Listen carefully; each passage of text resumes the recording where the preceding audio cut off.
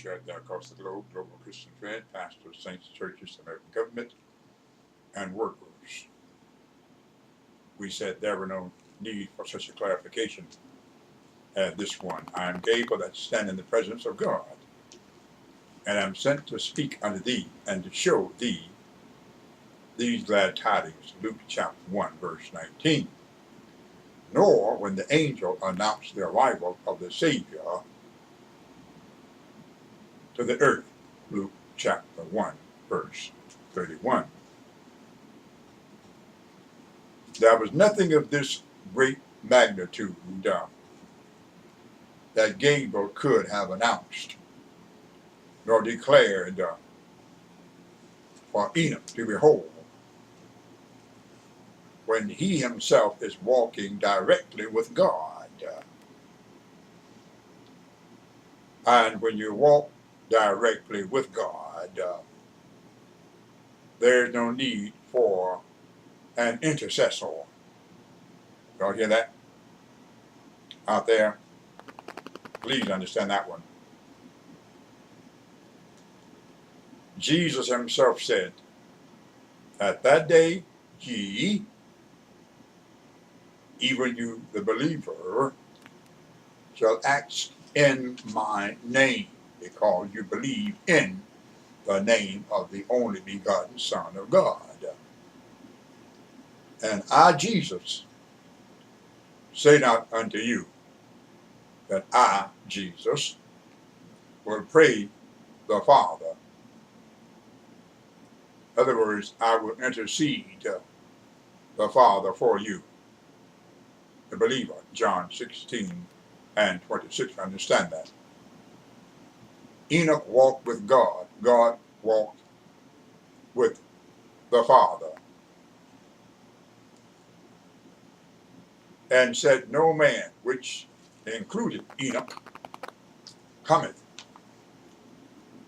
He is the barrier and realm through which every man, including Enoch, must pass through in order to come to and reach the Father.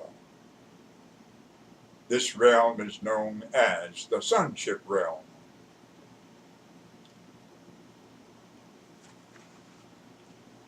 Unto the Father you don't come except by me. John 14 and 6. If Enoch had walked with the Father, then he would have been the very first man to have come through Jesus. No man cometh to the Father but by me unto the Father, in order to walk with the Father 300 years. This would mean that Enoch had an acquaintance with Jesus on the other side of the flood, an old time for him to go through Jesus in order to come to the Father to walk with him. It would also mean that Enoch also walked with Jesus. Enoch could not have walked with the Father without Jesus. And he was to have been taught this walk with the Father by Jesus himself. Therefore, Enoch would have to have known who Jesus was at that time. And Enoch would have not have had to be introduced to Jesus by angels, which also means that Enoch knew and walked with Jesus before any of the apostles at Jerusalem. In other words, Jesus existed before he was born at Bethlehem, and before his birth was announced by the angel Gabriel in Luke chapter 1, verse 31. He existed before he was born on earth. Think about that statement. This encompassing visionary prophecy, which Enoch instructs us to behold, is not rooted upon the planet Earth, but is rooted in heaven and from heaven. According to the description we have from the Bible of angels, some Revelations 10:1, Revelations 18:1, and 1 Chronicles 21:16, and would be angels who are now saints. That's Luke 20:36. The earth is far too small to accommodate 10,000s of God's saints. Before Enoch was translated, he had this encompassing visionary prophecy and testimony.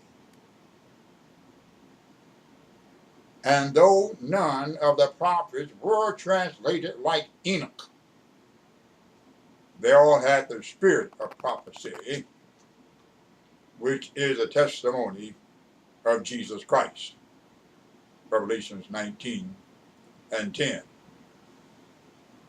which was told John by the angel sent by Jesus to reveal the written blessing to those who are called unto the marriage supper of the Lamb.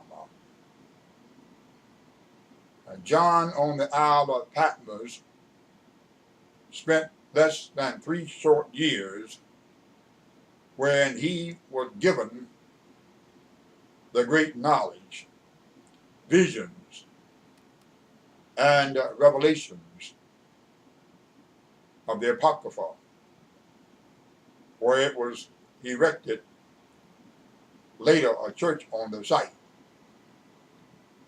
Enoch spent 300 years with God.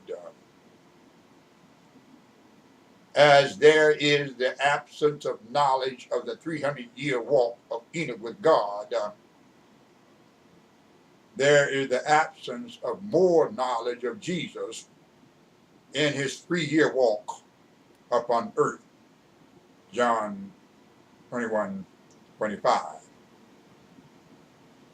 And there is none of Jesus from the other side of the flood except in visions.